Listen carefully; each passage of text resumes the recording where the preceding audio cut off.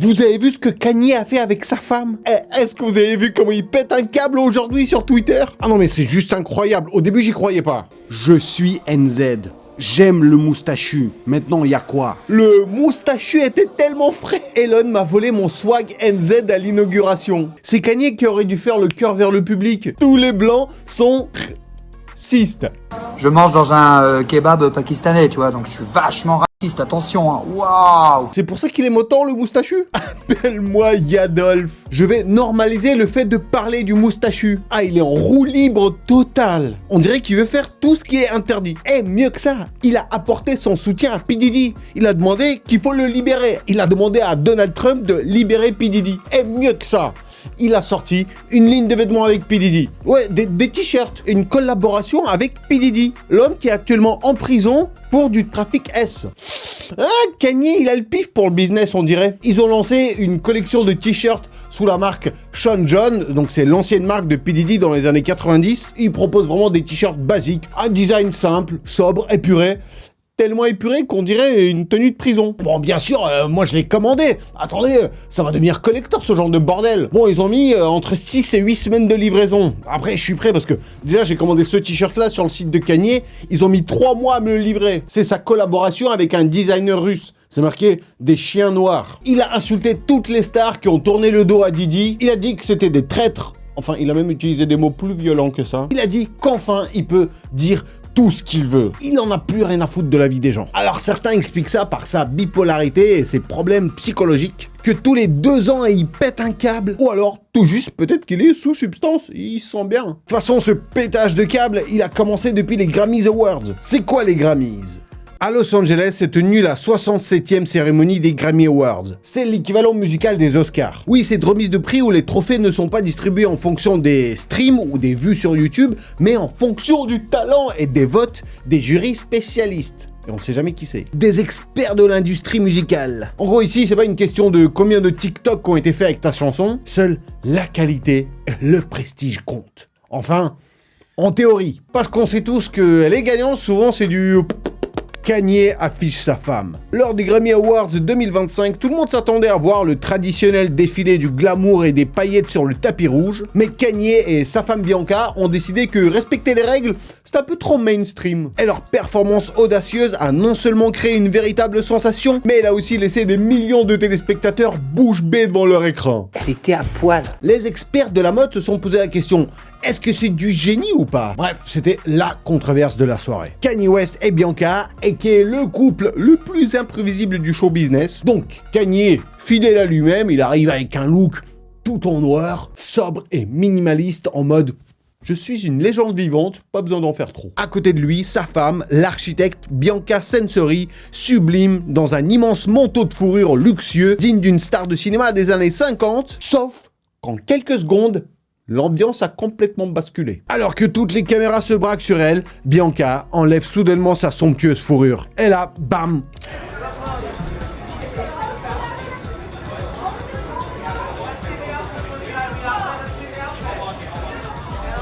Sous son manteau, une mini robe ultra transparente. Un tissu en résille si fin qu'on se demande si c'est un vêtement ou juste de la poussière. Pas de pantalon, pas de sous-vêtements, juste une déclaration en mode radical et une dose de culot monumentale. Ce moment n'a duré que quelques secondes, mais des millions de personnes à travers le monde l'ont vu en direct. La réaction sur le réseau était instantanée. Le nombre de parodies qui ont été lancées, par exemple celle-là, moi perso, il y a plein de trucs qui m'ont fait marrer. Certains ont crié au scandale, d'autres ont applaudi la performance artistique, d'autres ont juste demandé un lien où est-ce qu'on peut acheter la même robe. Puis je pense qu'il y a tous les autres qui sont bien soulagés derrière leur écran. En tout cas, c'est mission réussie. Kanye a encore une fois prouvé que ce n'est pas qu'avec de la musique qu'on peut faire du bruit.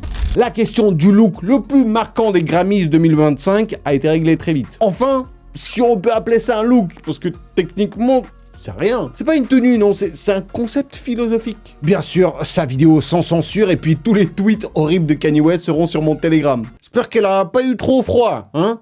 Parce que quand même, une tenue comme ça demande un certain niveau de confiance en soi et de bonne défense immunitaire.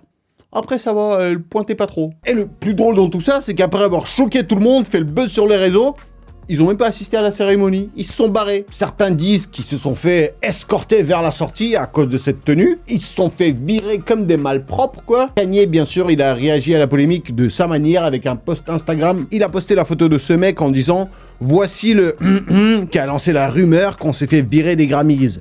Ça fait des décennies que je peaufine ma musique et qu'il y a toujours des comme lui pour inventer des conneries. » Kanye, lui, il affirme qu'il a juste trouvé que la soirée était ennuyante. Donc, il s'est barré. Apparemment, son plan, il était simple. Faire le show sur le tapis rouge, créer un buzz monumental, rentrer à la maison tranquille, manger des chips. C'est le plan parfait pour tous les mecs qui ont plus de 30 ans. Leur objectif, c'était la performance. Le reste, zéro intérêt. Ah d'ailleurs, si vous aimez bien la robe de Bianca, et si vous voulez tenter l'expérience, alors sachez que ça se vend sur le site de Kanye. Pour 20 balles. Ah, Kanye, il vient de réinventer la promotion de produits. Pas de pub classique, juste un scandale sur le tapis rouge. Du Kanye West dans toute sa splendeur. Différentes réactions. Alors, beaucoup de journalistes affirment que c'était pas juste un moment de buzz, c'était toute une performance artistique. Que leur geste était très précis et que c'était du street art. Chaque geste avait une signification. Certains vont plus loin et pensent que c'était une mise en scène inspirée de la couverture du dernier album de Kanye West, où Bianca apparaissait déjà dans une tenue minimaliste et ultra provocante. Est-ce qu'a enflammé les débats, c'est une autre accusation bien plus sérieuse. Kanye contrôle-t-il Bianca? Beaucoup d'internautes s'inquiètent. Certains voient dans ses choix vestimentaires extrêmes un signe qu'elle est manipulée par son mari. Sur Twitter, plusieurs messages disaient carrément que quelqu'un devrait sauver Bianca et que ce n'est plus de la mode, mais une mise en scène inquiétante orchestrée par Kanye. Alors pour ma part, je pense que Bianca, elle le fait d'elle-même, mais c'est quand même bizarre pour Kanye, en fait pour le mari, de vouloir mettre sa femme à poil. Vous connaissez ma femme? Oui. Elle est belle, hein? Oui. Très bien. C'est du cuckoldisme version plus. En tout cas, Kanye et Beyoncé ont encore une fois prouvé qu'ils n'avaient rien à prouver. Ah, ça se voit qu'il a plus rien à perdre. Enfin, un peu quand même. Contrat annulé au Japon. Alors, le premier effet collatéral du buzz, c'est une annulation de contrat au Japon. C'est Kanye West vient de perdre un contrat pour 20 millions de dollars pour un concert à Tokyo. D'après Daily Mail, les Japonais ont été choqués par son apparition ultra provocante avec Bianca. Après, franchement, les Japonais, des fois, ils sont beaucoup plus choquants avec leur tenue cosplay. Ou peut-être ils étaient deg parce qu'ils pouvaient pas acheter sa culotte. À la base, Kanye devait donner 2 concerts à Tokyo en mai. Mais après ce scandale, ses partenaires japonais ont commencé à revoir ses conditions du deal. Un tapis rouge qui coûte 20 millions de dollars. Ça fait cher le coup de com', hein. En tout cas, mettez un maximum de likes pour cette vidéo pour me soutenir. Pour des likes, moi aussi je peux me dénuder, hein. Et dites-moi, êtes-vous prêts à découvrir tous les scandales qui se cachent derrière ces cérémonies de Grammy Awards 2025? Alors, c'est parti! Avec Taylor Swift. Et dès que ça parlait du scandale de Kanye West aux Grammy Awards, forcément, les gens ils ont commencé à avoir des flashbacks. Parce que Kanye West et la provocation, c'est une longue histoire d'amour. Taylor Swift, elle a dû flipper pour cette cérémonie parce que la veille, Kanye West, il s'est désabonné de toutes les stars, il est resté abonné qu'à Taylor et il l'a posté en story. C'est vraiment le message « Je te suis ». Et bien sûr, impossible de ne pas repenser à 2009. Un autre moment où Kanye West a transformé une cérémonie en véritable chaos. Ce soir-là, une jeune et innocente Taylor Swift recevait son tout premier Grammy. Le regard rempli d'espoir, les mains tremblantes sur son trophée. Et puis, bam, Kanye West surgit sur scène, coupe la parole à Taylor en plein discours et lâche son légendaire « Yo Taylor, je suis très content pour toi, je te laisserai finir, mais Beyoncé a eu un des meilleurs clips de tous les temps. C'est le meilleur clip de tous les temps. » En une phrase, il a transformé la soirée en un drame national. Et il a déclenché une rivalité qui allait marquer la pop culture pour toujours. Beaucoup disent qu'avec ce geste, il a protégé Taylor Swift parce que Beyoncé déteste perdre. Et en gros, en disant que c'est quand même Beyoncé la meilleure, il a allégé son aigreur contre Taylor Swift. Des millions de téléspectateurs à travers le monde étaient sous le choc. Taylor, paralysée sur scène, elle fixait Kanye avec un regard de biche égaré, incapable de croire ce qui vient de se passer. Mais cette histoire ne s'est pas arrêtée en 2009.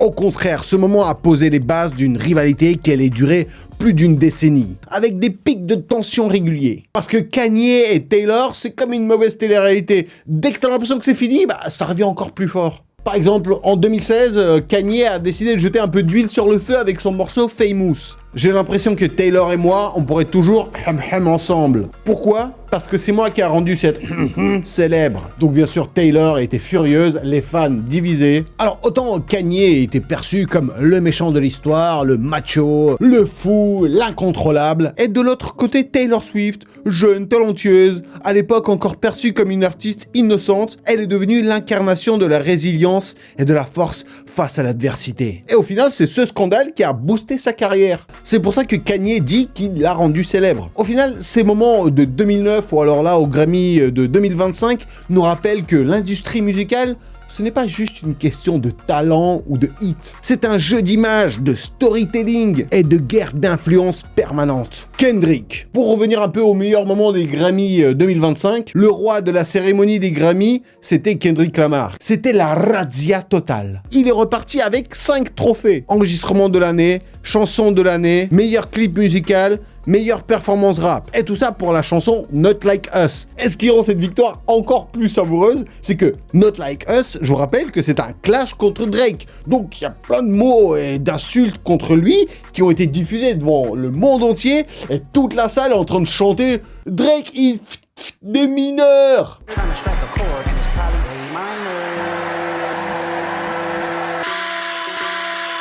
Une humiliation en Dolby Surround. Ah, Drake, il devait pas être bien là. Imaginez devant sa télé là. Ah, ok.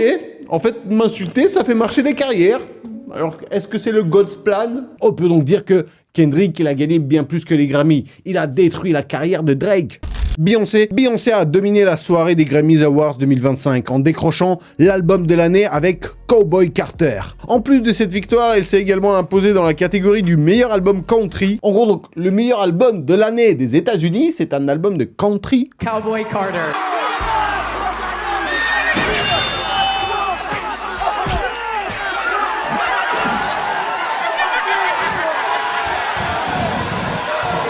La fausse réaction de Beyoncé qui est contente qu'elle est élue. Cowboy Carter.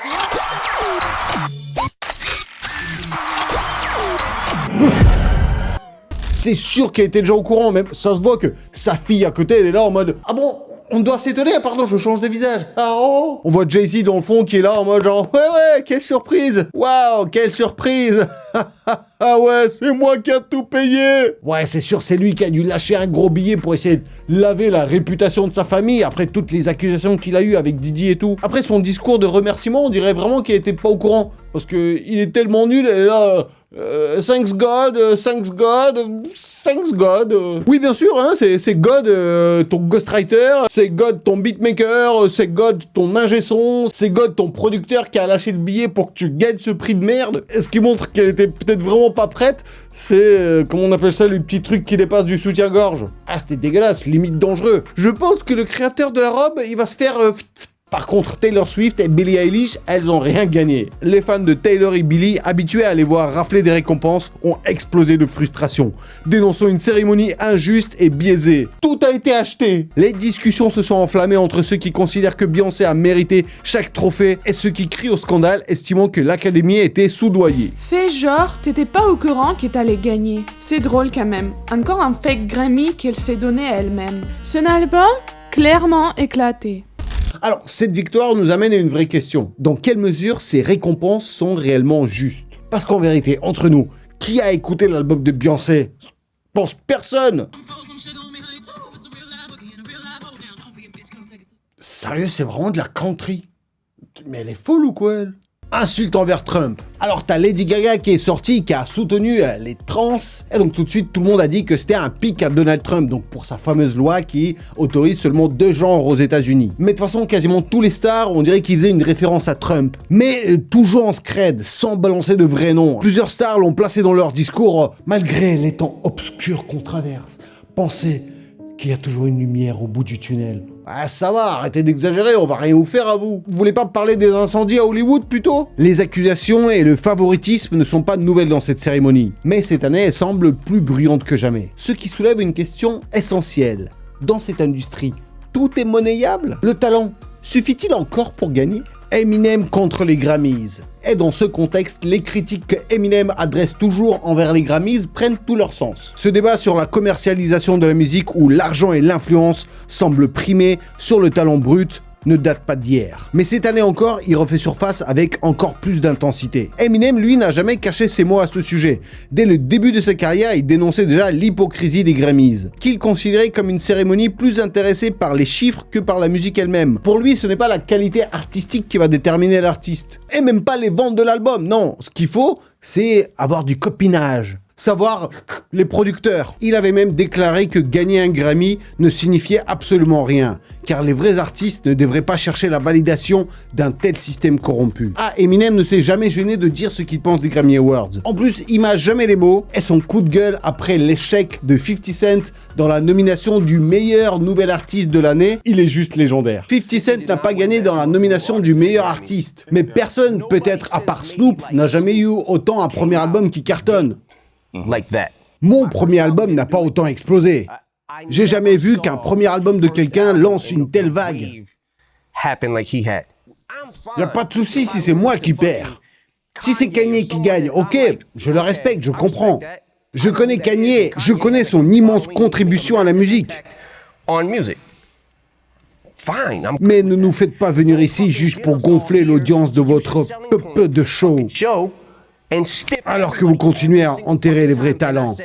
Plus jamais je ne mettrai un pied aux Grammys. Fucking come here again. Et cette déclaration qui résonne encore aujourd'hui n'était pas juste un coup de colère passager. En gros, il condamnait donc les magouilles des nominations et en plus, il les accusait d'utiliser l'audience des artistes juste pour gonfler leur audience. Et Eminem a tenu parole. Après cet incident, il a boycotté les Grammys pendant des années. Un vrai doigt d'honneur au système signé Slim Shady. Et les années suivantes n'ont fait que renforcer sa colère. Nicki Minaj. Alors que les Grammy Awards continuaient leur grand show, une autre voix puissante a émergé pour dénoncer ce qui s'est passé dans les coulisses de la cérémonie. Et c'est Nicki Minaj. Elle n'a jamais caché son ressentiment envers l'Académie et selon elle, quelque chose ne tournait pas rond dans l'organisation des votes. Elle accusait l'ancien dirigeant des Grammys, Ken Ehrlich, d'avoir truqué les résultats afin de garantir que les récompenses aillent toujours aux mêmes artistes bien choisi et bien privilégié. Et elle s'est pas contentée de murmurer ça en off. Non, elle l'a dit tout haut. Les Grammys essaient de faire croire que tout ça repose sur le talent, alors que ce n'est pas la vérité. C'est pour ceux qui dans les réseaux sociaux disent « Hey, votez pour moi au Grammy ! Votez !» Pourquoi personne ne pose la vraie question? Qui vote exactement pour les prix de hip-hop? Donnez-moi des noms. Qui sont ces gens? Ces paroles ont immédiatement mis le feu aux réseaux sociaux et ont relancé un débat qui était déjà ouvert depuis longtemps. Les Grammy Awards sont-ils vraiment une compétition équitable ou simplement un jeu de pouvoir où seulement les artistes les mieux connectés gagnent? Alors, est-ce qu'un jour ça changera? Pour beaucoup, cette soirée était un nouvel rappel que l'industrie musicale a depuis longtemps perdu toute objectivité. Entre le scandale de Kanye Bianca et les fausses récompenses de Beyoncé, le doute plane toujours. Les Grammy célèbrent-ils toujours le talent et la créativité? Ou ce n'est plus qu'une vitrine pour ceux qui savent manipuler l'industrie? En tout cas, moi, je vous remets le prix du meilleur public. Merci beaucoup pour tous vos commentaires sur la dernière vidéo, de me soutenir, ça me fait tellement plaisir. Mettez un maximum de likes pour cette vidéo. Toujours balancez-moi des dons, donc des super 5, ça fait tellement plaisir. Moi, je vous fais un max de Yagarakis à tout le monde et j'ai déjà hâte de vous retrouver à la prochaine vidéo qui va arriver, mais vraiment très très